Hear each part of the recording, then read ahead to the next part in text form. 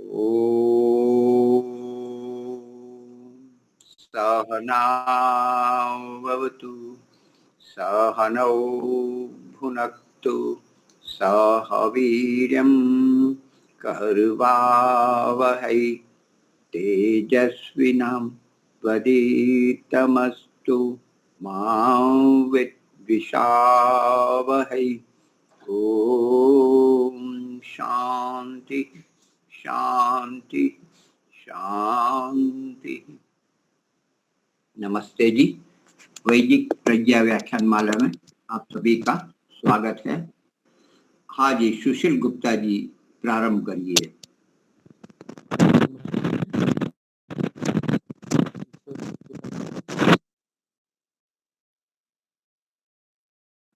आवाज आ रही है दीपालिका बहन?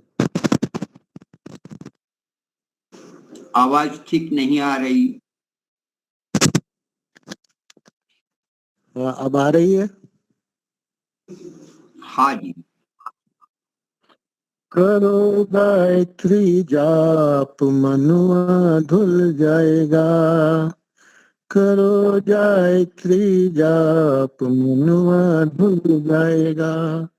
मारो जोर से था फाटक खुल जाएगा। मारो जोर से थाप फाटक खुल जाएगा। करो गायत्री जाप मनुआ धुल जाएगा। धुल जाएगा भाई धुल जाएगा। करो गायत्री जाप मनुआ धुल जाएगा। अमृत बेने ध्यान लगाओ। अमृत बेने ध्यान लगाओ। धीरे धीरे कदम बढ़ाओ। अमृत बेने ध्यान लगाओ। धीरे धीरे कदम बढ़ाओ। मन में करो अलाप। मन में करो अलाप मनुआ धुल जाएगा।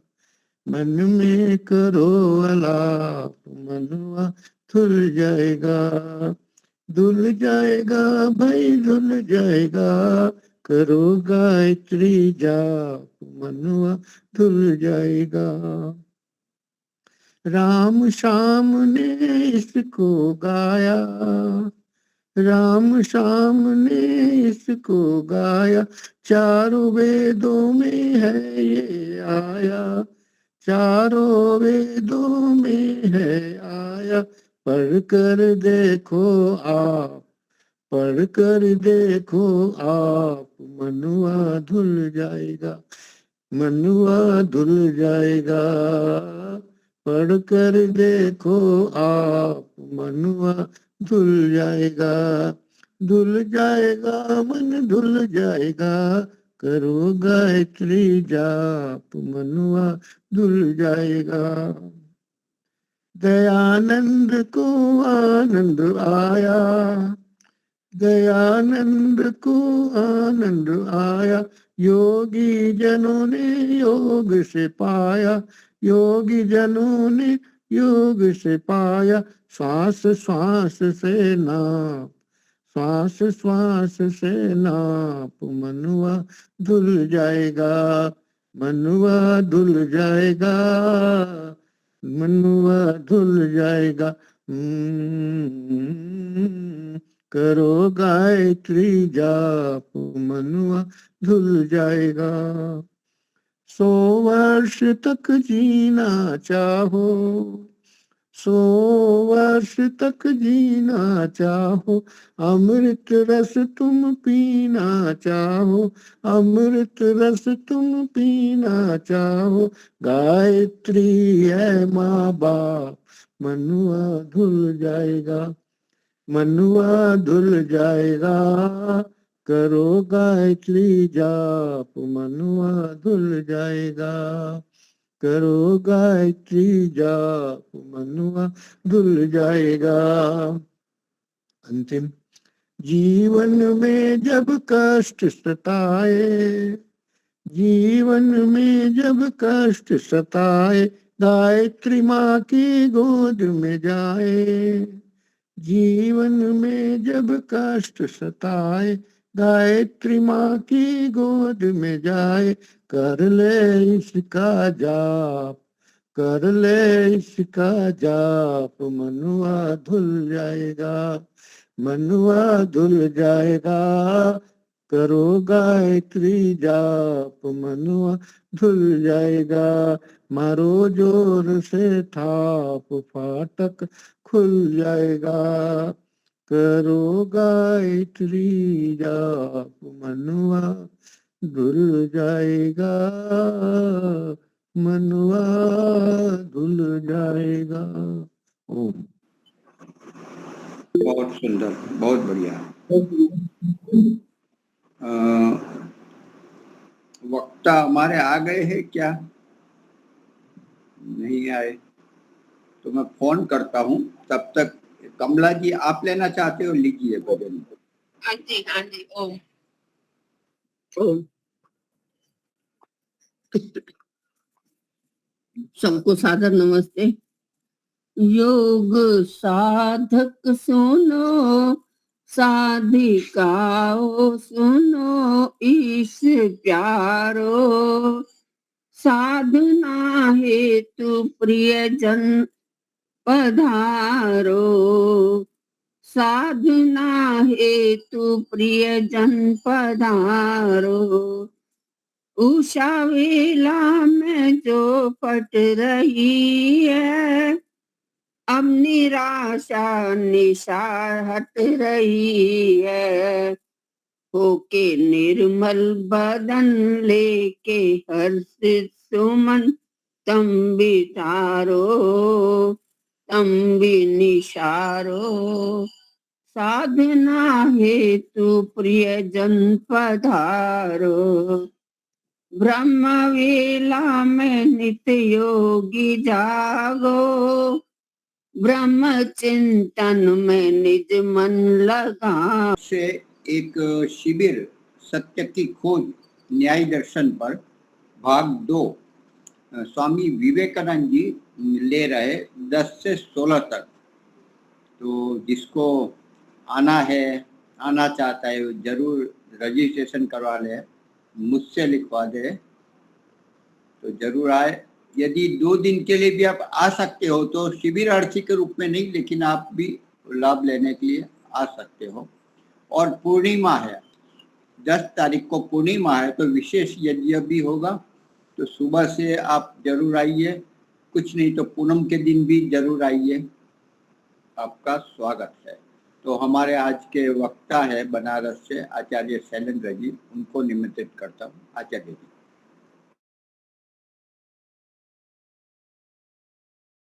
जी नमस्ते, नमस्ते। नमस्ते जी, नमस्ते आचार्य जी। जी नमस्ते जी, नमस्ते जी। मेरे साथ एक बार आप सब लोग ओम का उच्चारण करेंगे। प्रार्थना और भजन हो गया है तो यहीं से प्रारंभ करते हैं।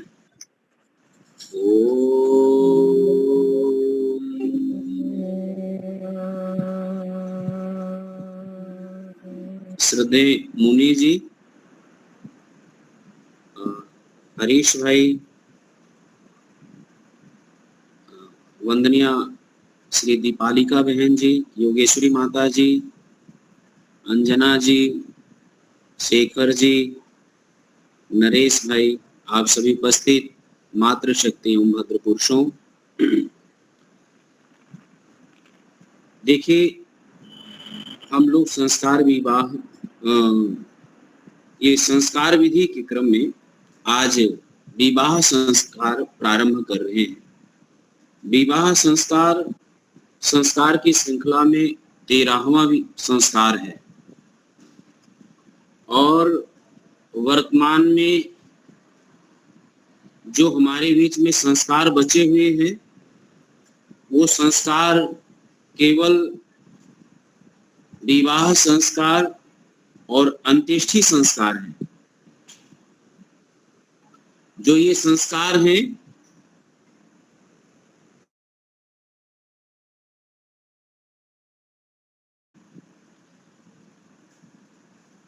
विवाह संस्कार आज शुभ प्रसंग के और उत्सव के जैसा देखा जाता है, मनाया जाता है, किया जाता है। और जीवन का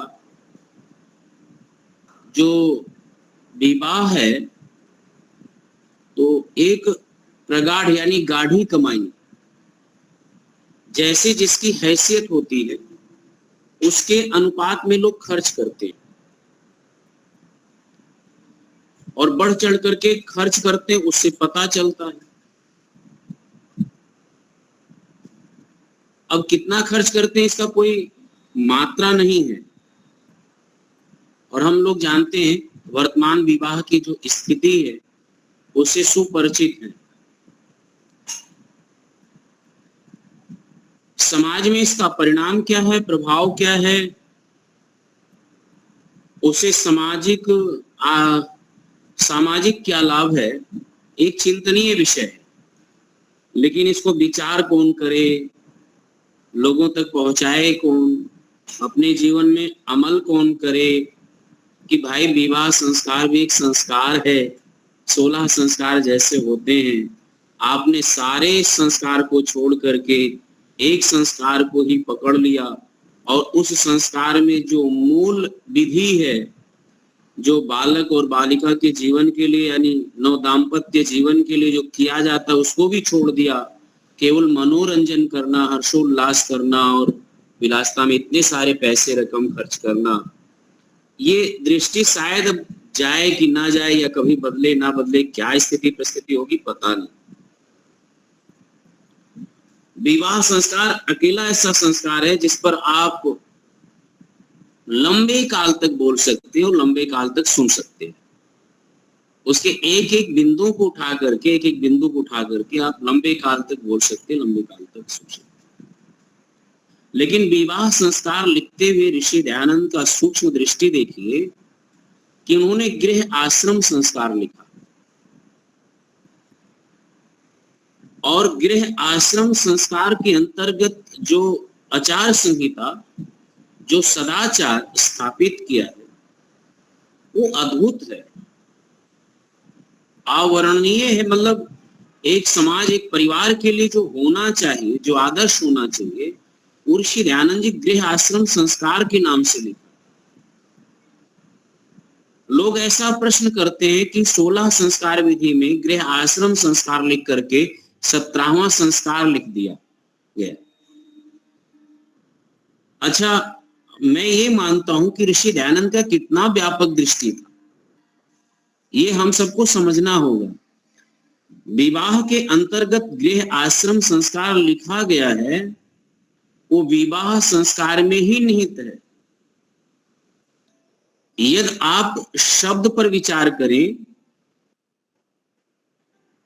तो वह धातु है वह, और वह धातु से तद्ध्यांत होकर के वाह बनता है और भी उपसर्ग लगा करके विशेष अर्थ बनता है।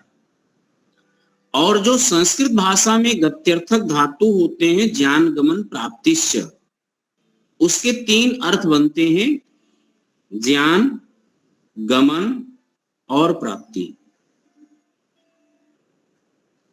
जिस आश्रम में ज्ञान की उपलब्धि हो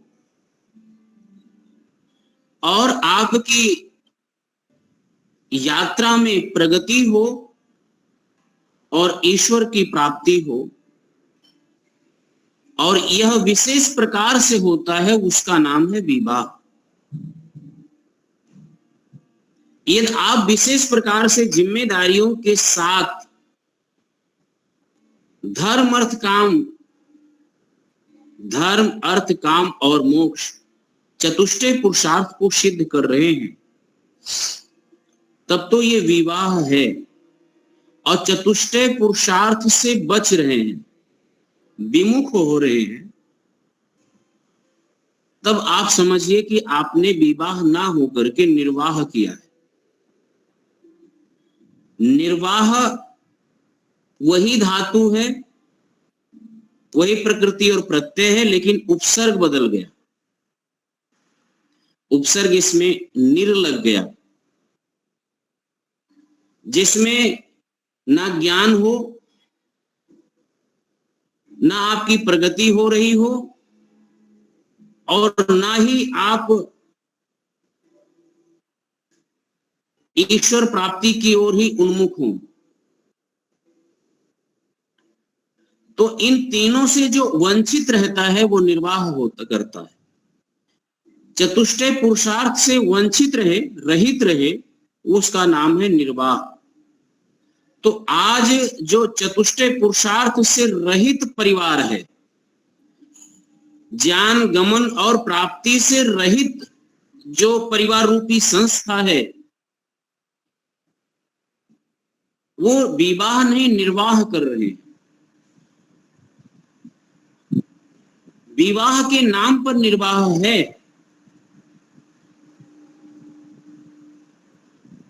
कल एक मेरे पास प्रश्न आया और उन्होंने कहा कि ब्राह्मण भोज खाना पाप है। तो मेरे सामने बैठे हुए लोग थे, तो मैंने कहा क्या बहु भोज खाना पुण्य है? यदि ब्राह्मण भोज खाना पाप है तो बहु भोज खाना पुण्य कहां से हो जाएगा? तो वो कहे कि क्या आप आर्य समाजी नहीं हैं? तो हमने कहा कि भाई विचार करना ही तो आर्य समाज है।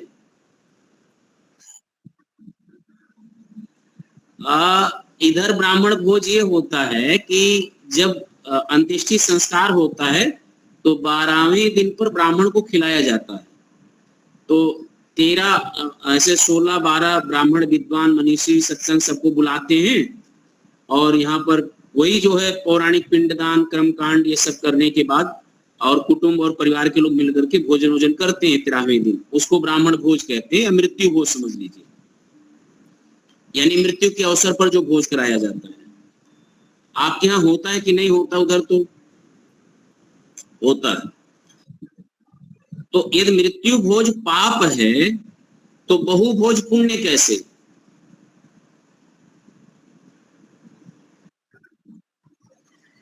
बहू के आने पर यानी विवाह के होने पर जो भोज कराया जाता है,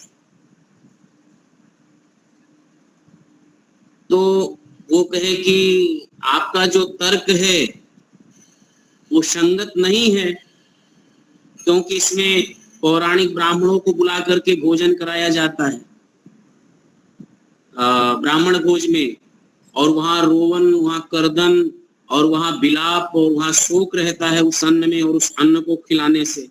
तो हमने कहा जो शादी और विवाह में होता है, एक पिता का आप सोचते हैं कितना उसमें क्या लगता है, कितने कर्ज में डूबा हुआ जिंदा बाप मुर्दा के बराबर रहता है, आपको पता है, जिसके अन्न को आप खाने जा रहे हैं जहां पे, तो वो पुण्य कैसे हो गया? तो हमने कहा कि जब तक आप या तो ये मानिए कि बहु भोज और विवाह संस्कार ये सब जो है ये भी पाप है, तो हम ये मान लेंगे कि हाँ चलो ठीक है मृत्यु भोज पाप है। जब तक आप ये नहीं मान रहे हैं तब तक वो भी मानना गलत ही होगा। संस्कार के उपलक्ष्य में दो सामाजिक बुराइयां आ जाए, इसी को दूर करना, इसी को सही ढंग से समझाना, बताना, लोगों को जागरूक करना ही विद्वानों का धर्म है, आर्य समाज का धर्म है, लोगों का कर्तव्य है कि आप उसको सचेत करें। तो बड़े लंबे बहस हुआ और अच्छा ये चल भी रहा है, व्हाट्सएप पर बड़े व्यापक रूप से चल रहा है। हरीश भाई जान रहे होंगे कि मृत्यु भोज, ब्राह्मण भोज, इसका बड़ा विरोध चल रहा है। इसका विरोध तो चल रहा है, लेकिन वहां पर बाकी चीजें जो है वो नहीं चल रहा है।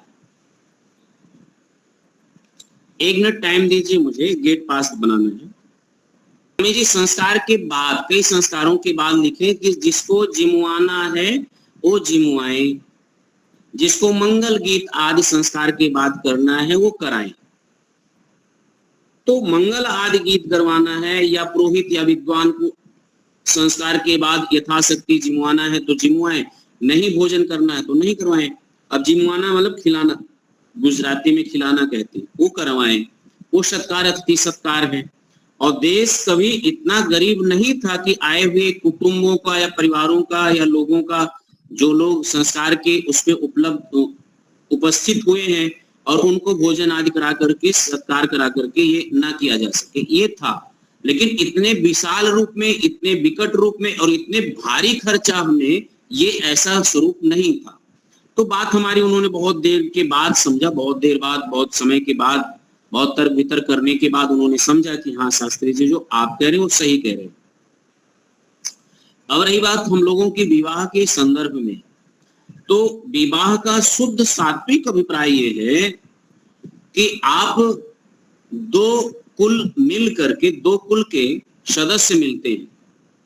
जब भी विवाह होता है तो हम मानते हैं कि वर और कन्या का मिलन है, वर और कन्या का प्रधानता से मिलन होता है। ध्यान दीजिएगा, वर और कन्या ये इसका मिलन तो प्रधानता है, लेकिन दो परिवारों का परस्पर आपस में मिलन होता है। दो परिवार आपस में जुड़ते हैं, दो कुल एक दूसरे से जुड़ते हैं, एक दूसरे से बंधते हैं और उसको कहते हैं संबंध।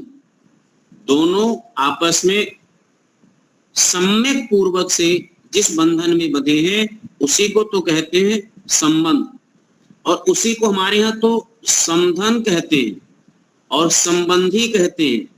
तो जो दूल्हे का बाप और कन्या का बाप होता है उसकी संज्ञा होती है समधी और समधन का।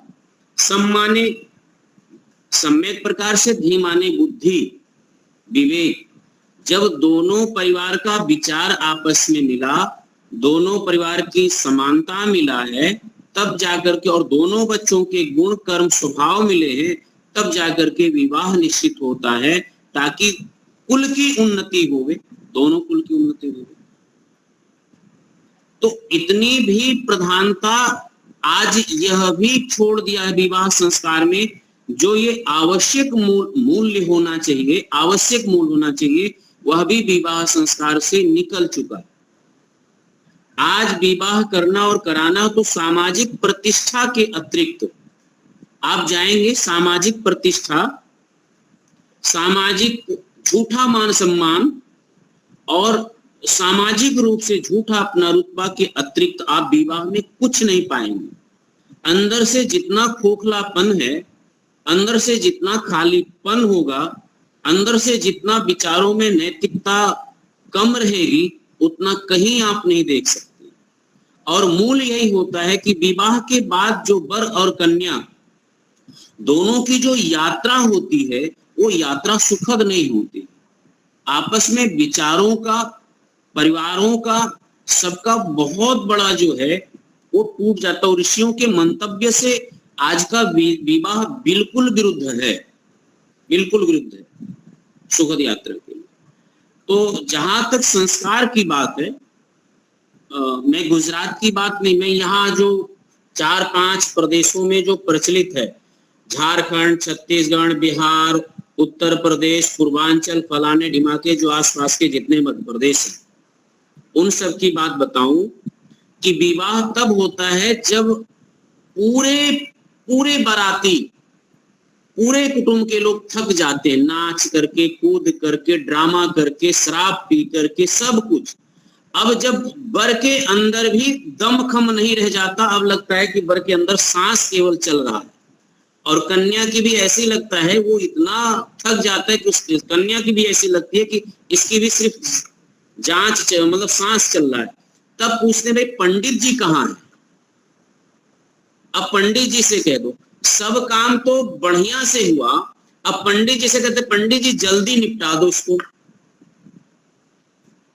पंडित भी कहता है भाई मुझे क्या करना, तुम्हारी दक्षिणा से मुझे भी मतलब है, चलो सिंदूर लगाओ, घूमो और ये सब मंगल गीत गाओ, तुम्हारा संस्कार हो गया। वो भी मन के अंदर जो पंडित होता है वो भी गाली देते हुए निकल लेता है।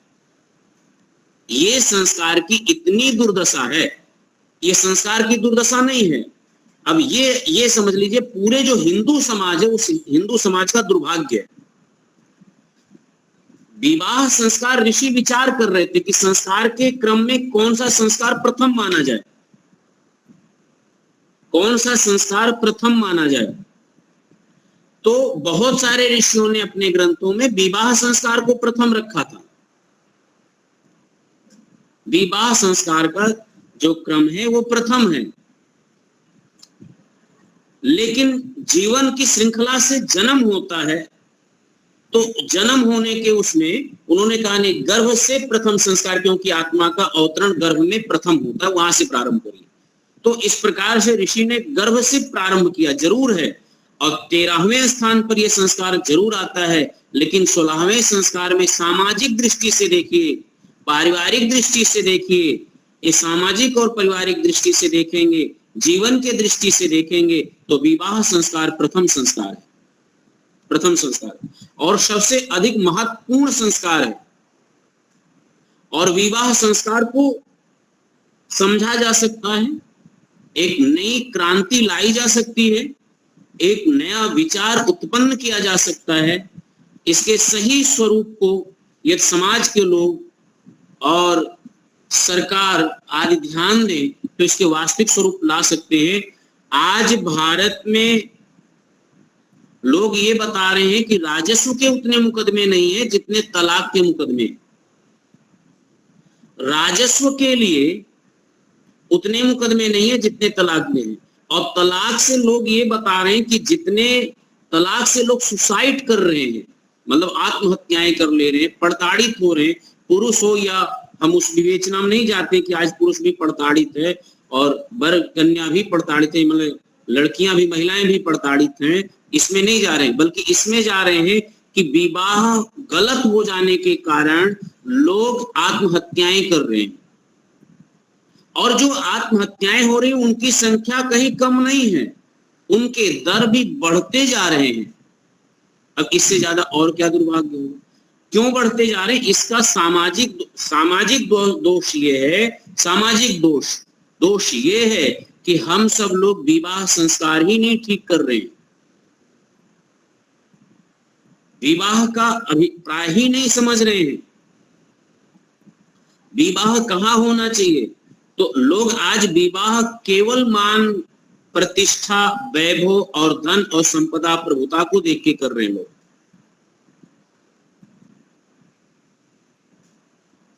तो ऐसे इस के अनुसार हम देखें, इस सब बातों को विचार करके देखें तो विवाह का सही स्वरूप हमारे सामने कभी भी नहीं आ सकता, और आने वाली पीढ़ियों के सामने भी कभी नहीं आ सकता। हम लोग विवाह कराते हैं, प्रोफेसर का विवाह कराते हैं, जो पढ़े लिखे विद्वान हैं उनसे पूछते हैं भाई आप विवाह किए हैं, क्यों किए हैं, या विवाह करने जा रहे हैं, क्यों विवाह कर रहे हैं। तो प्रोफेसर हैं, बढ़िया डिग्री है, पीएचडी है, लेकिन उनको ये नहीं पता है कि हम विवाह क्यों कर रहे हैं, और विवाह का सही मायने समाज के सामने नहीं बोल सकते कि हम विवाह क्यों किए। और जितने विवाहित जोड़े हैं उनसे भी अभी पूछिए कि हरीश भाई आप विवाह किए हैं, क्यों किए हैं, तो बस इसलिए किए हैं कि लोगों ने किया था हम भी कर लिए, माँ बाप ने करा दिया हम भी कर लिए हैं। पर विवाह यह संस्कार, ये भी समझ लीजिए कि ऋषियों के दृष्टि में विवाह अनिवार्य संस्कार नहीं था, वैकल्पिक है। आप चाहें तो विवाह करें, आप चाहें तो विवाह ना करें, ये अनिवार्य शर्त नहीं है ऋषियों का। लेकिन वैकल्पिक में जब आप विवाह करने जाएं तो शर्त बहुत हैं, नियम बहुत हैं।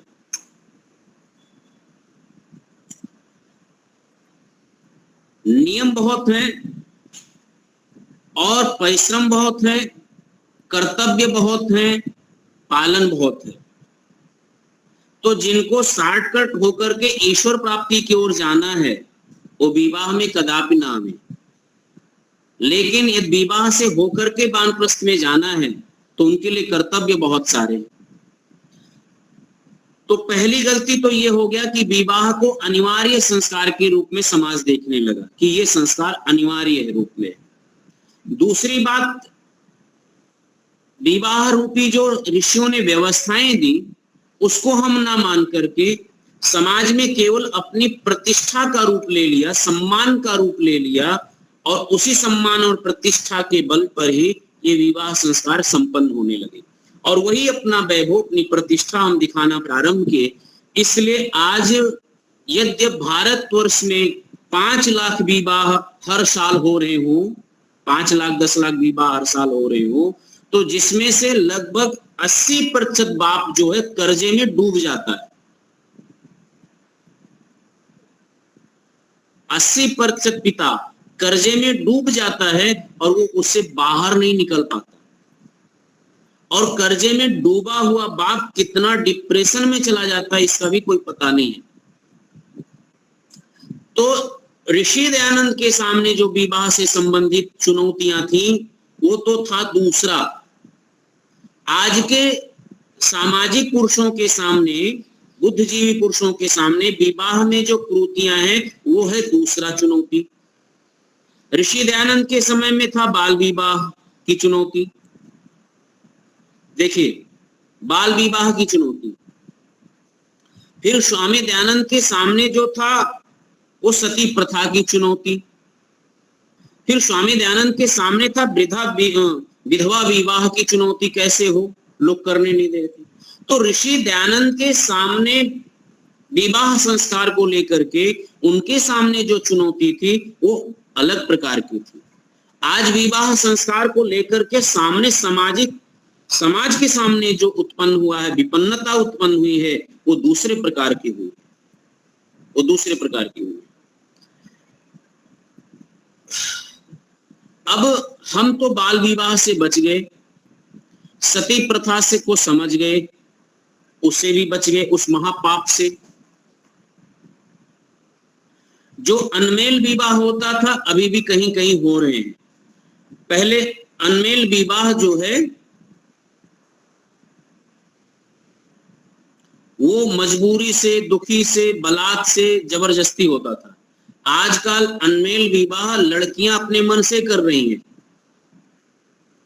पहले छोटी बच्ची का बड़े उम्र के साथ लोग मिलकर के जबरदस्ती करते थे, लड़कियां नहीं चाहती थी।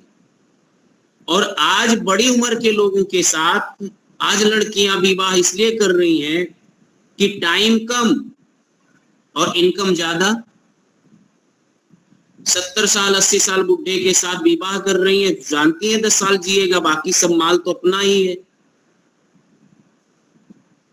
इसलिए ये मतलब हम लोगों के लिए ये थोड़ा सा विनोद लग रहा है, लेकिन समाज के सोच और विचार का स्तर कितना गिर गया है और समाज में इस प्रकार के विवाह का प्रतिशत बढ़ता जा रहा है, बढ़ता जा रहा है। अब ये सामाजिक नैतिकता में गिरावट कितना है, विवाह को लोगों ने कितना मजाक बनाया। समाज में धन की लोलुपता का जो सोच चला, धन लोलुपता, दोहन की जो लोलुपता, शोषण की जो लोलुपता, वो आप विवाह में देख सकते हैं। हमारे यहाँ यदि सरकारी नौकरी करता है तो उसकी कीमत 30 लाख, 25 लाख, 30 लाख, 20 लाख की गाड़ी और सब खर्चा वर्चा 50 लाख करोड़ सरकारी नौकरी वाले का रेट। यदि वो प्राइवेट नौकरी है, इंजीनियर है, प्राइवेट नौकरी, तो भी उसके इतने ही, डॉक्टर है तो 1 करोड़ 2 करोड़। इस प्रकार के आज समाज में ये विवाह के रूप में ये खुला एक पैकेज है। बड़ी मतलब बड़ी स्थिति है। ये सब चुनौतियां हैं। ऋषि के समय में ये ऐसी चुनौतियां नहीं थी। उस समय देश में इतना समृद्धि नहीं था, लोगों के पास इतना धन नहीं था, लोग इतना समृद्ध, राजे महाराजे या रजवाड़े जो लोग होते थे या जमींदार लोग जो होते थे, उन्हीं लोगों के पास पैसे होते थे, धन होते थे, रुपए होते थे। हम लोगों के विवाह तो समाज के लोग मिलकर के एक साथ बनाना, खाना, खिलाना, आपस में मंगल गीत गाना, परोसना, यही सब होता था। अब आइए हम लोग मोटा मोटा इस समय हम लोग समझने का यह प्रयत्न करें कि वैदिक युग में बाल विवाह नहीं था। बाल विवाह मध्य युग में जब मुगल आक्रांता हमारे देश पर आए या बाहरी विदेशी आक्रांता जब हमारे देश में आए और जब वह शोषण करना, शारीरिक शोषण करना प्रारंभ किया, तो वो ये हुआ था कि जो 2 दिनार करके, कभी आप इतिहास देखेंगे तो हमारे यहाँ की बहु बेटियों को ले जाकर के गजनवी में और विदेश आक्रांता, मुगल आक्रांता ले जाकर के 2-2 आने में बेचते थे, 2-2 आने में उनको, यहाँ की बहु बेटियों को ले जाकर के। वो इतिहास था कि जिन्होंने पृथ्वीराज को हराया, जयचंद जैसा गद्दार लोगों ने, जरा पूछिएगा, उसको मारा भी तो उसी ने, उस गद्दार को। लेकिन स्थिति क्या हुई? स्थिति ये हुई देश की कि वहां ले जाकर के लोगों ने किया, 2-2 रुपए में बेचा लोगों ने। तो ये उस परिस्थिति से निकला कि भाई विवाह कम उम्र में कर दो, ऐसा कर दो, ऐसा कर दो, वैकल्पिक व्यवस्थाएं थी सर। तो ये मध्यकालीन में जब आक्रांता आए बीच में, जब हमारा वैदिक व्यवस्थाएं कम रही, पौराणिक व्यवस्थाएं चली, तो पौराणिक व्यवस्थाओं में तात्कालिक व्यवस्थाएं लोगों ने बनाया और इस प्रकार की बहुत सारी विपन्नताएं और समताएं खत्म हुई। उसी भी बीच में जब 19वीं सदी में स्वामी दयानंद का प्रकट जन्म हुआ है, और स्वामी दयानंद या राजा राम मोहन राय उससे पहले थोड़ा बहुत कार्य, सामाजिक कार्य प्रारंभ किए थे, लेकिन ऋषि दयानंद आए हैं तो प्रभावी कार्य प्रारंभ हुआ है वो ऋषि दयानंद के समय। ऋषि दयानंद ने वेदों की ओर लौटो और वेदों के सिद्धांत को प्रतिपादित करते हुए लोगों के सामने ये रखा कि देखो वैदिक युग का क्या स्वरूप था। उस समय विवाह, लोग भूल चुके थे कि बाल विवाह होता भी कि नहीं होता है। लोग गोदी में ले जाकर के बाल विवाह कर देते थे बहुत कम उम्र में, और वहां यद्यप बर मर जाए तो बेटियों को वहां पर सीधा कह देते थे कि ये विधवा हो गई। कम आयु की बेटी, 11-11 साल की बेटियों को विधवा कर देते थे, और 11 साल की बेटी उधर से बढ़िया दाढ़ी रखा हुआ, बढ़िया हिलाता हुआ वहां से आता था, गोल टोपी पहने हुए, और रोते हुए सड़क के किनारे कहीं बिलखती हुई पेड़ के नीचे उस बेटियों को देखता, कहता आओ इस्लाम में तुम स्वीकार कर लो, तो इस्लाम में मिला लेता था उनको। तो इतनी वेदना, इतनी दर्द यदि किसी ने झेला है तो ऋषि दयानंद ने देखा और उसको निवारण किया है। तो वही कहना चाहते हैं, ब्रह्मचर्य कन्या इवानम बिंदते पतिम। वेद की ये पंक्ति निकाल करके लोगों के सामने उद्घोष करते हुए ऋषि दयानंद कहते हैं कि सुनो, वेद क्या कहता है, कि वेद ये कहता है ब्रह्मचर्य, ब्रह्मचर्य पूर्वक जिसने अपनी इवानी यानी जवानी को प्राप्त कर लिया है, युवा हो गया है, बालिक हो गया है, इवानम बिंदते, वो अपने लिए अपने जीवन साथी को चयन करे, चुनाव करे। कैसे? कहा विंदते पतिम, वो कन्या अपने सुयोग्य वर को जब युवावस्था में प्रौढ़ हो जाए तो एक युवा बालक को गुण कर्म स्वभाव को मिला करके ऐसे को चुने। तो कन्या ब्रह्मचर्य धारण करने के द्वारा युवा पति को प्राप्त होती है, युवा पति को प्राप्त हो। इसी बात को ऋषि ने कम समय में विवाह से क्या हानि है और उसको सत्यार्थ प्रकाश में दर्शाते। सत्यार्थ प्रकाश में लिखते हैं, कम आयु में शारीरिक जो है क्षमता वो नहीं होता कि वो विवाह में प्रवेश कर सके, मानसिक क्षमता नहीं होता कि वो विवाह के धर्मों का निर्वहन कर सके। आयु क्या निर्धारित किया है उस पर लोग बहुत विवाद करते हैं आजकल। लिखते हैं कि लड़के की आयु कम से कम 25 साल और लड़की की आयु 16 साल। अब लोग भड़क जाते हैं, देखिएगा भड़क जाते हैं, ये कैसे? उसके आगे जो ऋषि लिखते हैं वो पंक्ति भूल जाते हैं। दोनों के लिए उन्होंने लिखा है कि ब्रह्मचर्येण, ब्रह्मचर्य पूर्वक जो रहता, ये भोगी विलासियों के लिए नहीं है, सांसारिक रूपों से नहीं, जो चारित्रिक दोष आ गए इनके लिए ऋषि दयानंद ये नहीं लिखे हैं।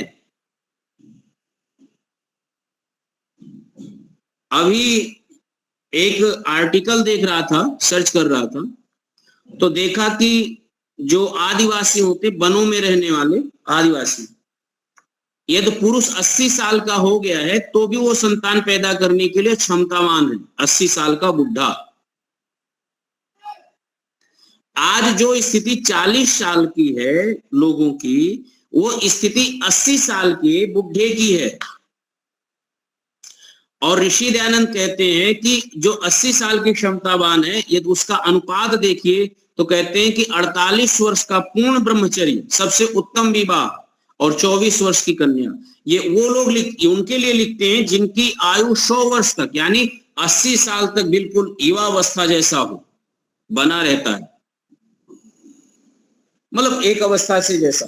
तो ये हम जैसे सांसारिक पुरुषों के लिए इस पर्यावरण या इनके लिए नहीं लिखे, वो अपने समय, अपने उम्र पर, अपने नियम पर, जिनकी आयु 100 वर्ष से अधिक वालों के लिए है, वो लिखते कितने वर्ष तक, 48 वर्ष की अवस्था में रहे। आप चाहें तो 25 साल तक गृहस्थ में रहिए 75 साल की आयु में, उसके बाद आप वानप्रस्थ लीजिए, संन्यास लीजिए, आगे बढ़ते जाइए क्रम। यहां युवा शब्द का प्रयोग सिद्ध करता है कि वैदिक युग में बाल विवाह नहीं था। किशोर विवाह दोनों ना होकर के केवल जो वेद में है वो युवा विवाह ही है। वेद में एक दूसरे के स्थल में आता है कि सोमः प्रथमो विवदे गंधर्वो विवदः उत्तरः तृतीयो अग्निष्टे पति स्तूर्यस्ते मनुष्यजाः। कहने का अभिप्राय यह है कि कन्या का सबसे पहले सोम से संपर्क होता है, फिर गंधर्व से, फिर अग्नि से, फिर उसके बाद पुरुष से। सोम का अर्थ है शारीरिक विकास। कन्या का प्रथम संपर्क सोम से, और सोम का अभिप्राय है शरीर से, शरीर का विकास हो गए।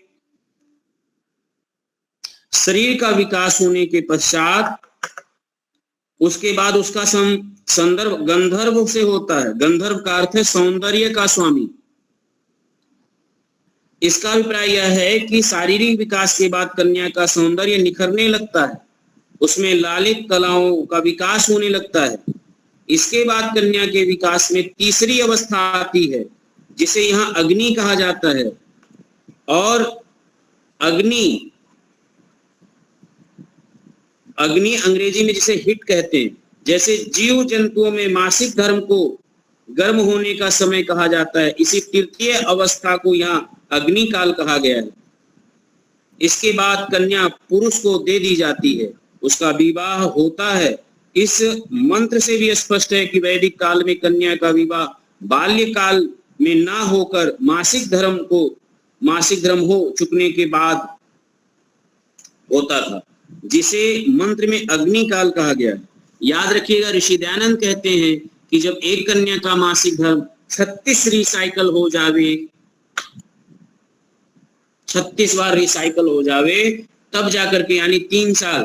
तो अब ये एक अवस्था है कम से कम 16 साल से ऊपर की अवस्था।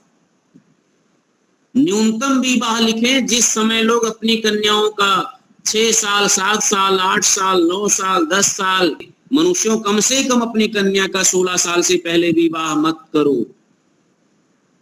और वो प्रयत्न करके सिद्ध करते। कहने का ये,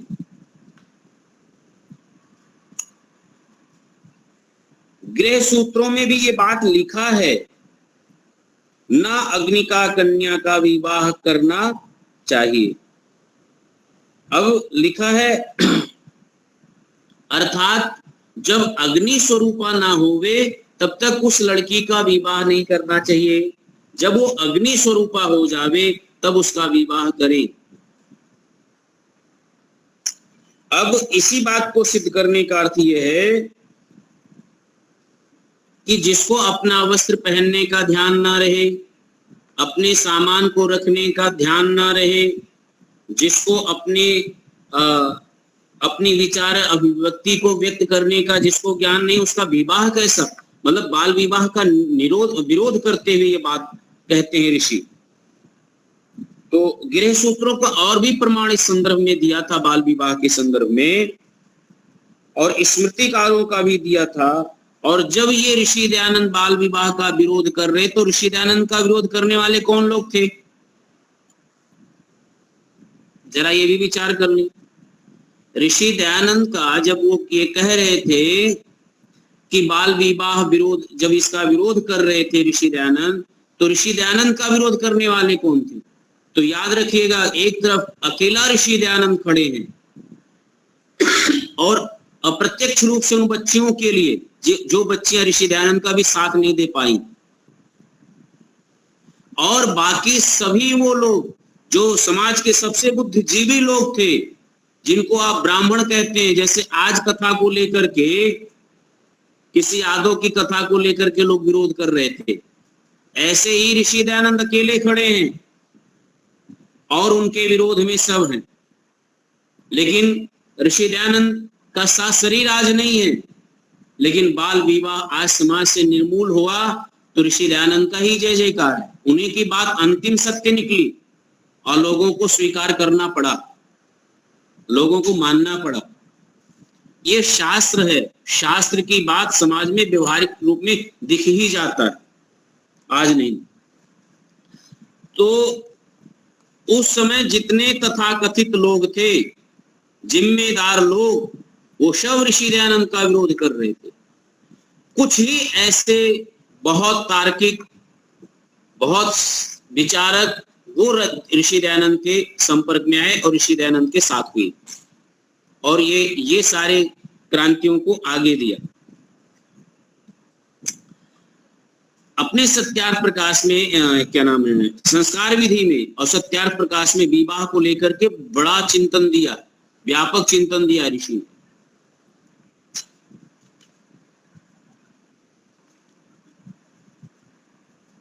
रोम काले तु संप्राप्ते सोमो भुंक्ते तु कन्याकाम, रजः काले तु गंधर्वो वहिन्यस्तु च दर्शने, तस्मात् उत्वाहयेत कन्याम यावत् न अर्तुमति भवेत। अब यहां पर है कि जब पूर्णतया बाल अवस्था हट जावे, किशोरी जो किशोर अवस्था होता है वह भी बीत जावे और युवावस्था में जब प्रवेश हो जावे तो उसको कहते हैं रोम काले तु संप्राप्ति। और सोम काल जो उसका सौंदर्य रूप था वो प्राप्त हो गई है। तू कन्या काम, तब उसका संज्ञा कन्या काम हो जाता है, कन्या। और फिर उसके बाद जब युवावस्था को ही अग्नि स्वरूपा कहा गया है, कन्या को, उस काल में ही विवाह करने योग्य होता है।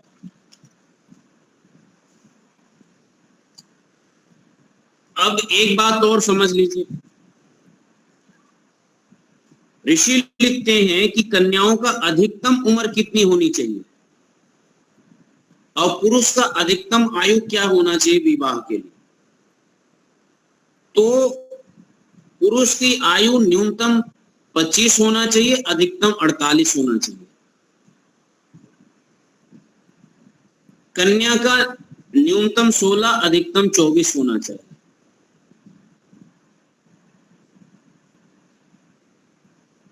मेरे दृष्टि में जहां तक मैंने स्वाध्याय किया है और लोगों को, ये संतान प्राप्ति का जो आयु होता है वो सबसे उत्तम होता है, संतान। और जो से मेडिकल साइंस प्रूव भी करता है कि उत्तम संतान चाहिए, स्वस्थ संतान चाहिए, तो जैसे माता पिता होते हैं वैसे ही संतान होता है। और संतान चाहिए तो ये उम्र है।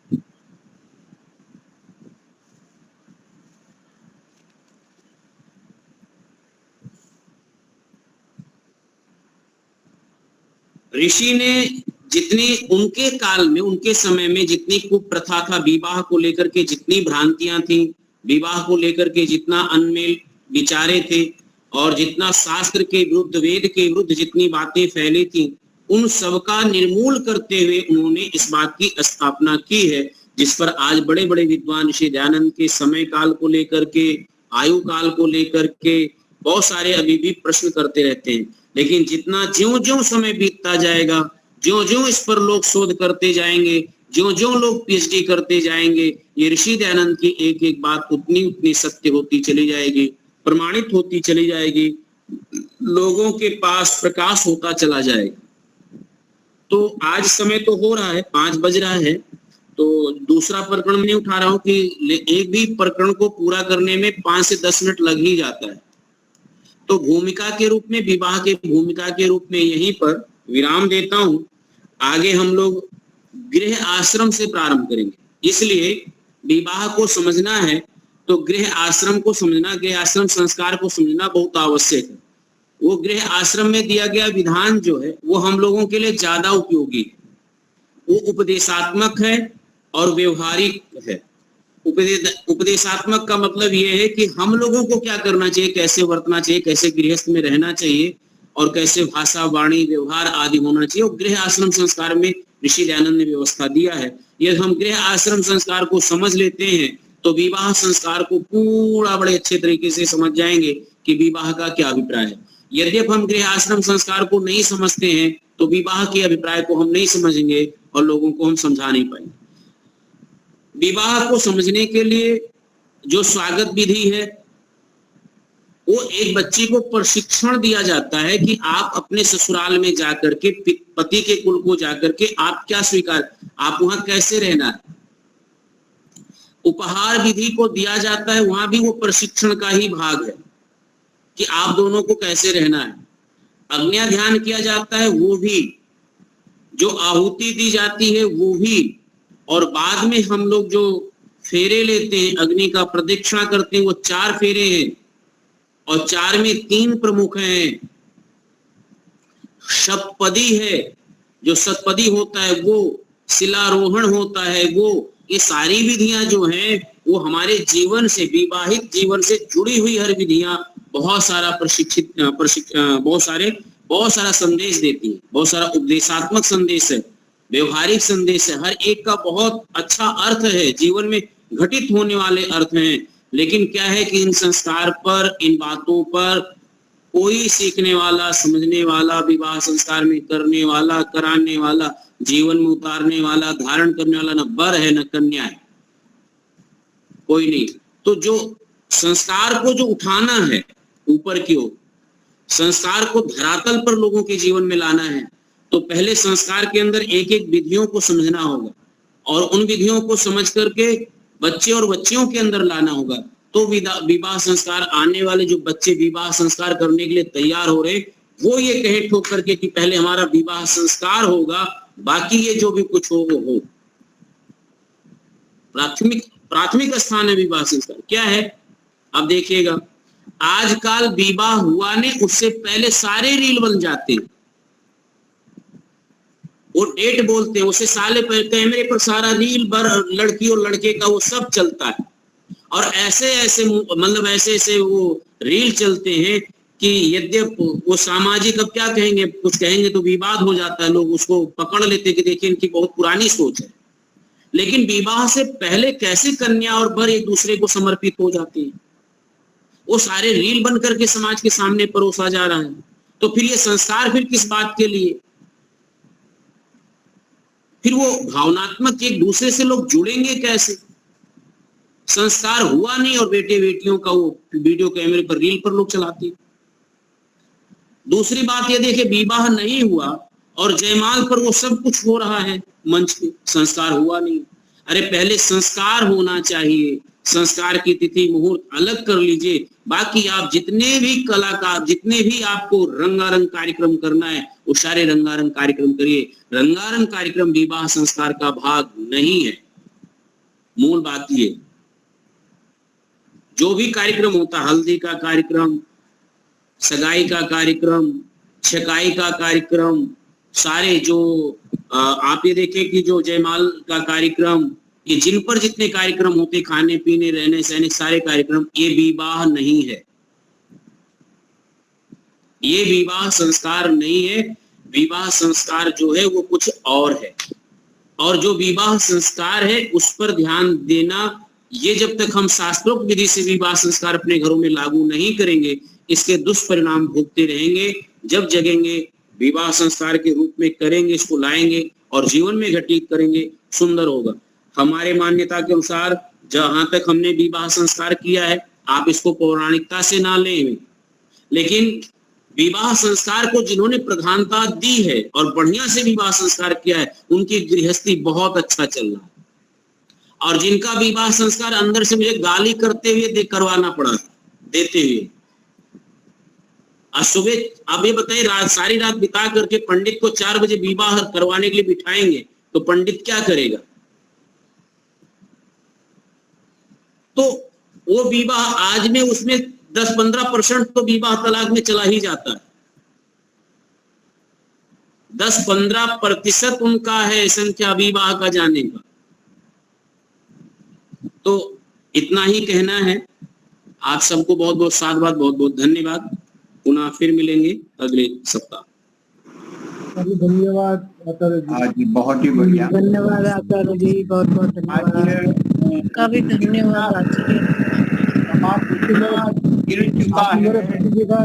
विवाह की करवाना नहीं चाहता, नाम मात्र का कुछ मंत्र बुलवाकर 15-20 में संस्कार करवा देते हैं, और बाकी जो सगाई में भी और या तो फिर विवाह में भी बहुत बड़ा बड़ा खर्च करते हैं। धुआं निकलता है उसमें से, वर कन्या आती है, फिर उसको ये इतना ज्यादा खर्च हो गया है। और आज जब पढ़ते हैं, पढ़ाते हैं, ज्यादा पढ़ते हैं तो फिर मिलना मुश्किल हो जाता है, उसका लेवल का नहीं मिलता लड़का। तो ये भी बहुत है। और फिर 30 वर्ष की 32 वर्ष की हो जाने के बाद फिर संशयात्मक होता है कि क्या आज तो रिलेशनशिप का इतनी चल पड़ा है बड़े बड़े शहरों में, तो भाई होता है कि ऐसी लड़की ना आ जाए कि क्या हमारा सब शांति सुख सब मिट जाए। तो बहुत सारी समस्या आज जैसे बढ़ रहा है वैसे गलत भी हो रहा है, तो बहुत सोचना पड़ता है। ठीक है, तो अभी हमारे शांति पाठ करवाए शंकर जी। जय गोस्वी जल्दी। आवाज जा रही है? हाँ जी। सबको सादर नमस्ते। आचार्य जी ने विवाह संस्कार का पूरा खाका दिया। उसी संबंध में उस काल में समाज की जो धारणा बनाई गई थी, 2 लाइन में और कहना चाहता हूँ।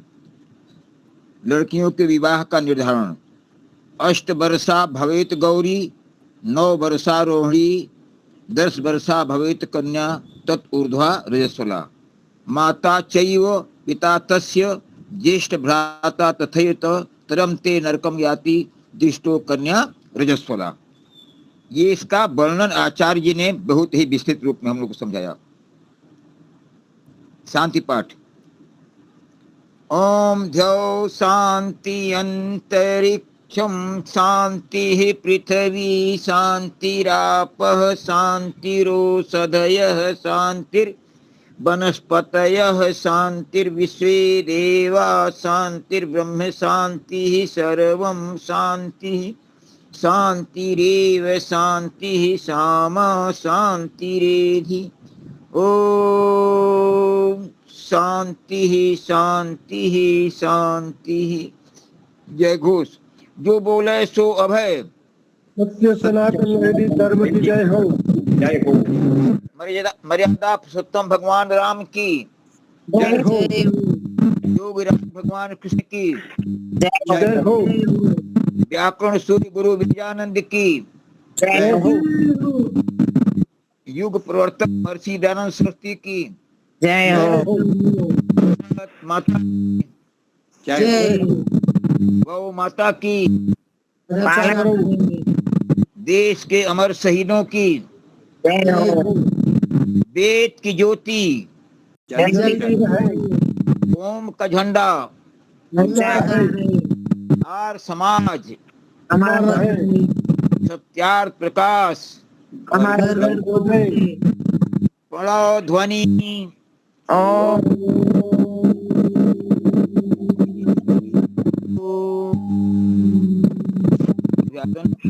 यदि अभिवादन सबको सादर नमस्ते।